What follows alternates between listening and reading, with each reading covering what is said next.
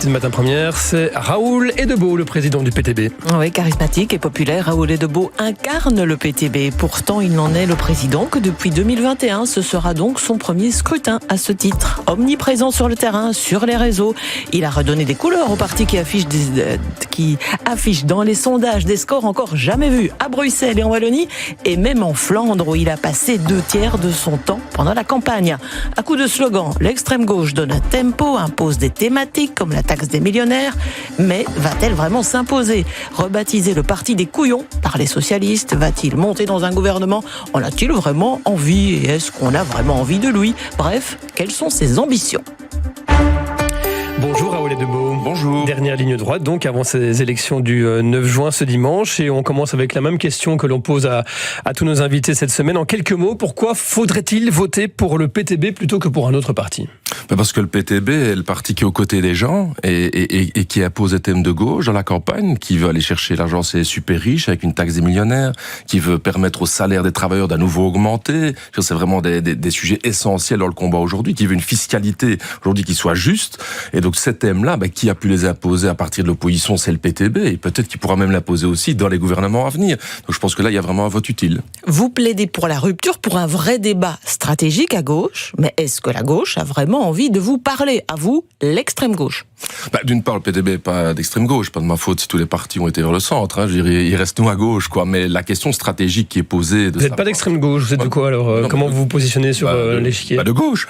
de gauche, tout simplement. Tout le monde a été vers le centre. Donc ça, c'est clair. Mais la question stratégique qui est posée, effectivement, c'est qui pourra travailler avec nous. Et de ce côté-là, je constate que le long de la campagne, Paul Magnette, en l'occurrence pour le Parti Socialiste, a de plus en plus fermé la porte au gouvernement avec le PTB. Et je le regrette. Et il justifie même, politiquement, stratégiquement, pourquoi il ferme la porte, parce qu'il dit que nos propositions sont irréalistes. Une taxe des millionnaires, ce sera pas réaliste. Ramener l'âge de la pension à 65 ans, c'est irréaliste. Débloquer les salaires, c'est irréaliste. Et donc, de cette manière-là, en fermant la porte au PTB, Paul Magnette ouvre la porte à la droite au gouvernement. Il est déjà en train de préparer ça. On voit déjà qu'ils sont déjà en train de réfléchir à une tripartite. Et moi, je suis pas d'accord avec ça. Et c'est pour ça qu'il faudra rendre le PTB incontournable le 9 juin, en ayant beaucoup de voix pour imposer aux autres partis, et plus particulièrement les partis progressistes, de discuter avec le PTB pour nous faire rentrer dans un gouvernement. Mais dans la dernière ligne droite, là, vous perdez votre dernier allié, le PS? Non, mais je ne pense pas, qu'on le perd. Je constate effectivement qu'il y a une fermeture de porte, des colos d'ailleurs aussi. Je pense que les partis traditionnels, et même ceux de gauche, n'ont pas l'habitude de se remettre en cause. Je crois que c'est un vrai problème aujourd'hui. Mais comme je dis toujours, d'abord on doit voter. La politique, c'est une question de rapport de force. Et cette porte fermée par Paul Magnette, nous allons l'ouvrir. Mais pour ça, évidemment, il nous faudra des voix. Il nous faudra évidemment un rapport de force politique. Et de ce côté-là, je peux que dire aux gens, ceux qui veulent avoir un gouvernement de gauche, ceux qui veulent avoir une politique de gauche qui pourra s'imposer, évidemment, ils devront voter PTB le dimanche 9 juin. Mais résumons, pour voir si c'est vraiment un vote utile. Depuis sa création en 79, le PTB n'a jamais accédé au pouvoir. Est-ce que vous avez vraiment envie aujourd'hui de monter dans un gouvernement? Écoutez, la question est simple. Pendant une bonne partie de notre histoire, on faisait 0,8% ou 0,7%. Donc, pragmatiquement, si vous n'avez pas de député, la question ne se pose pas pour rentrer dans un gouvernement. Donc, la question, elle est très concrète. C'est à partir du moment où le PTB est devenu beaucoup plus fort, là, l'équation se pose. Or, en 2019, on a négocié avec le PS et en partie avec Écolo. Et là, on a constaté que le PS, Paul Magnette et le Durupo nous ont dit, il n'y a pas d'alternative. On a toujours fait comme ça. On ne peut pas mener une politique ambitieuse de gauche. Et j'en ai marre de cette résignation. Nous en avons marre de ce fatalisme. Avec le PTB, ce que nous voulons justement, c'est une rupture. C'est rendre espoir aux gens, aux classes populaires. Et le PS nous a toujours dit, sans nous, ce serait pire, mais dites-nous qu'avec nous, ce sera mieux. C'est ça que les gens veulent. Il faut quand même mobiliser un peu les couches populaires pour aller voter pour une véritable rupture. Et ce débat de fond, M. Magnette ne l'a pas voulu pendant toute la campagne, jusqu'à il y a 2 semaines, où il a dit, c'est irréaliste. La pension à 65 ans, Mme Walter, on ne le met pas comme ça en avant. C'est parce que les gens ne savent pas travailler jusqu'à 67 ans. Mais même avec 16% d'intention de vote aujourd'hui en Wallonie, 14% à Bruxelles. Est-ce que vous pouvez encore monter au pouvoir, aller au pouvoir, même si personne ne veut de vous? Parce que vous dites les portes se ferment, mais toutes les portes se ferment. Qui aujourd'hui veut bien aller au pouvoir avec vous? Mais écoutez, ça on va voir le soir du 9 juin. Moi je veux dire, j'ai constaté aujourd'hui au niveau du PS et d'Écolo, je veux dire, la pression elle sera là. J'entends énormément de gens à la base du PS, dans les organisations syndicales, dans la société civile qui nous disent, mais enfin, pourquoi est-ce que la gauche ne parle pas les uns avec les autres? Et ils ont raison. Et donc la politique politique, c'est une question de rapport de force. Si nous sommes incontournables, si on a besoin de nous, il faudra bien venir discuter avec nous. C'est ça la politique. Mais je regrette évidemment dans la campagne qu'il n'y a pas eu cette ouverture effectivement du PS. De ce côté, je crois que M. Paul Magnette, qui est déjà en train de réfléchir à la question du poste de Premier ministre, qui est déjà en train de réfléchir à des coalitions avec des partis traditionnels, ça je regrette. Parce que cette rupture, c'est ça que la gauche a besoin. Regardez, dans toute l'Europe aujourd'hui, si la droite populiste monte de plus en plus, c'est parce que la gauche n'arrive pas à imposer une alternative. Et donc taxer les millionnaires, c'est pas une question philosophique, c'est une question budgétaire. Il faut aller chercher 7 à 8 milliards chez les millionnaires pour investir effectivement dans une politique sociale, dans nos pensions, dans notre sécurité sociale. Et donc c'est ça le problème de ce fatalisme du PS. C'est quoi cette résignation? Ça fait 25-30 ans que le PS nous dit toujours « Attention, on va avoir une grande coalition avec le MR. » En 2007, en 2010, en 2011, en 2014, c'est toujours la même chose. Attention, la droite va arriver au pouvoir. Et 4 fois sur 5, le PS a fait des majorités avec le MR. C'est toujours la même chose qu'ils nous la font. Donc franchement, il ne faut pas nous la faire à l'envers à chaque élection. Parlons du programme à présent, à 5 jours du scrutin. Votre priorité est des priorités.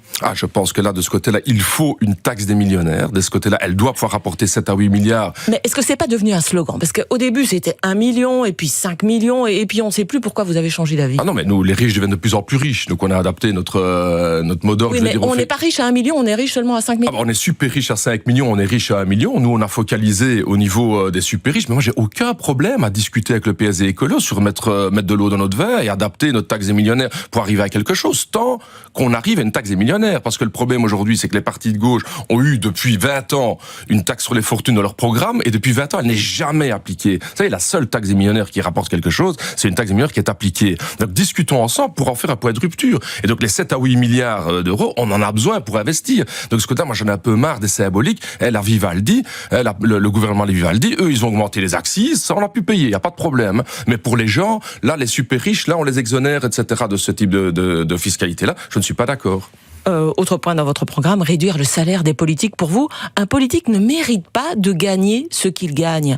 Ça encourage les propos populistes? C'est comme si c'était des profiteurs, tous les politiques? Pas du tout. Moi, c'est une question démocratique. Nous pensons au PTB aujourd'hui que 11 000 euros par mois net pour un ministre, c'est trop. C'est trop pourquoi? Parce qu'un ministre, de cette manière-là, ne sait pas sentir ce que les gens vivent qu'il représente. C'est pour ça qu'on propose de diviser par 2 les salaires des députés. C'est pas une question budgétaire, c'est une question démocratique. Nous avons toujours dit avec le PTB que si au Parlement il y aurait un tiers d'ouvriers, le Parlement n'aurait pas voté la fin des prépensions.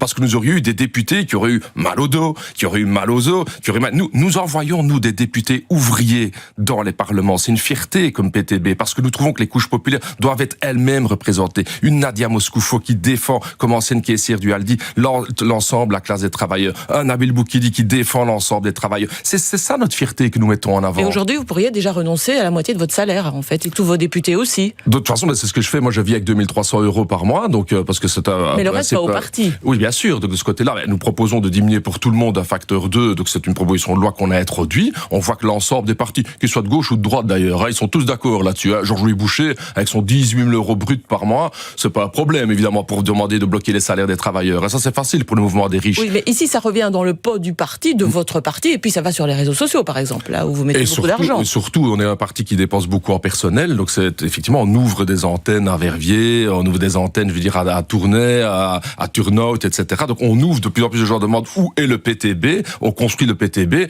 donc effectivement on dépense évidemment la construction de notre parti, mais nous n'aurions aucun problème à diminuer les salaires de tous les députés, vu qu'on a introduit une proposition de loi dans ce sens-là. Parlons brièvement d'institutionnel, ça reviendra sur la table des négociations. Vous êtes pour une 7e réforme de l'État pour refédéraliser certaines matières? Nous pensons au PTB, je rappelle quand même que nous sommes le seul parti national où bruxellois, wallons et flamands sont ensemble dans la même partie, et ça se passe hyper bien, franchement, et nous pensons effectivement qu'on devrait fédéraliser certaines compétences. Si on prend la mobilité, par exemple, franchement, on a 4 ministres de la mobilité, le matin, ils sont tous dans les fils, tous bloqués, c'est vraiment n'importe quoi. C'est des points communs avec la NVA, là, que vous avez? La NVA veut quand même surtout scinder le pays, quoi. Ça me paraît clair. De ce côté-là, on est quand même l'antithèse de la NVA, et je m'inquiète d'ailleurs de voir que des partis comme le MR aujourd'hui se rapprochent de la NVA, que le PS discute avec la NVA pour de plus en plus scinder des compétences. compétences, alors qu'à mon avis, au niveau des opinions publiques, et je le vis, je mène beaucoup de campagnes en Flandre, il y a de plus en plus de gens qui veulent refédéraliser des compétences. Justement, au cours de cette campagne, vous avez passé plus de temps en Flandre qu'en Wallonie. Vous essayez de grappiller des voix au Vlaams-Belang, alors que beaucoup vous considèrent aussi inquiétant que le Belang. Pour nous, c'était important, comme parti de gauche, d'aller rechercher des voix de la classe travailleuse qui éventuellement voudraient voter pour l'extrême droite. Donc c'est un combat important qu'on a mené. Vous savez, l'extrême droite veut diviser pour mieux régner, veut diffuser le racisme. C'est ça la question de l'extrême droite pour pouvoir protéger les élites. Parce que soyons clairs, par exemple, les élus du Vlaams-Belang vivent tous avec 6 000 € par mois dans la poche. Ça, c'est l'élite, c'est Eigen Belang Eerst. C'est son propre intérêt d'abord. Et donc c'est un combat important en Flandre pour montrer qu'il y a une place pour une gauche de gauche en Flandre. Et les sondages, pour l'instant, nous indiquent un doublement des voix. J'espère que dimanche prochain sera le cas. Il y a deux campagnes, en fait, les thèmes sont différents au nord et au sud. En fait, le long de la campagne, il y a des différences, évidemment, notamment par la présence de l'extrême droite, mais je dois dire que j'ai assez découvert à quel point la question du pouvoir d'achat, d'une fiscalité juste, de faire payer les plus riches, c'était un grand thème de la campagne en Flandre. En fait, il y a beaucoup de points communs, en fait. Moi, j'ai pas dû beaucoup m'adapter sur les différents débats. Ce matin, je suis à la RTBF, ce soir, je serai à VTM. Je vois, en fait, que les mêmes débats existent, mais évidemment, le contexte politique, l'expression politique est différente. Mais moi, c'est une richesse en Belgique de vivre ces différences, franchement. Il nous reste 2 grosses minutes. Question courte et réponse courte. Votre plus grand souhait? Mon plus grand souhait, c'est qu'il y ait une percée, d'abord de la gauche, la vraie gauche, je veux dire du PTB, le dimanche, dans les 3 régions du pays. J'insiste là-dessus parce qu'on veut être garant aussi de l'unité de notre Belgique, mais aussi que ce score nous permettrait de rentrer dans un gouvernement. Et pour ça, voilà, je tends la main par un rapport de force aux partis traditionnels. Alors je vais le dire, pas au MR, ça va être un secret pour personne. Avec Georges-Louis Bouget, ça va pas le faire, mais plutôt avec Vorreut, Groen, le PS et Écolo, c'est de ce côté-là qu'on va regarder. Qu'est-ce qui est non négociable pour vous? Moi, je crois vraiment que la question du blocage des salaires, nous pensons que cette question de bloquer les salaires était une mauvaise chose. C'est quand même monsieur Pierre-Yves Dermain, ministre socialiste, qui a bloqué les salaires des travailleurs avec une norme de 0,0%. Je ne vois pas possible qu'un ministre PTB bloque les salaires des travailleurs. Pour moi, c'est vraiment inconcevable. Donc, ce sera un point de rupture, évidemment, lors des négociations. Votre principale crainte? Ma principale crainte, c'est qu'il y ait une grande percée de l'extrême droite qui divise notre pays et qui divise notre classe des travailleurs. Je crois que l'unité de la classe des travailleuses, c'est quelque chose pour nous au PTB qui est essentiel. C'est un combat de tous les jours parce que ce n'est que quand nous sommes unis, toutes les couches populaires ensemble, qu'on peut aller chercher des victoires au gouvernement ou dans l'opposition. Votre préférence en matière de coalition, définitivement à gauche? Je dirais ouais. Voilà, ce serait pas personne. PS, Groen, Vorreut. Même si on veut pas de vous. Mais malheureusement, si on veut pas de nous, on s'imposera. Et si c'est pas le cas, ce sera alors à partir de l'opposition. Mais je crois que le peuple de gauche n'acceptera pas qu'on mette le PTB de côté. La première chose que vous allez faire le 10 juin? Venir, je suppose, aux interviews tôt le matin à 7h. Il y a des chances, oui, effectivement. Et votre dernier mot? Et le dernier mot, c'est qu'il faut de l'espoir. Il faut, franchement, les gens doivent se dire, il faut aller voter, parce que voter peut changer les choses, parce qu'elle peut avoir des représentants qui vont se mettre du côté des travailleurs. Ayez espoir, les combats à venir vont être fructueux.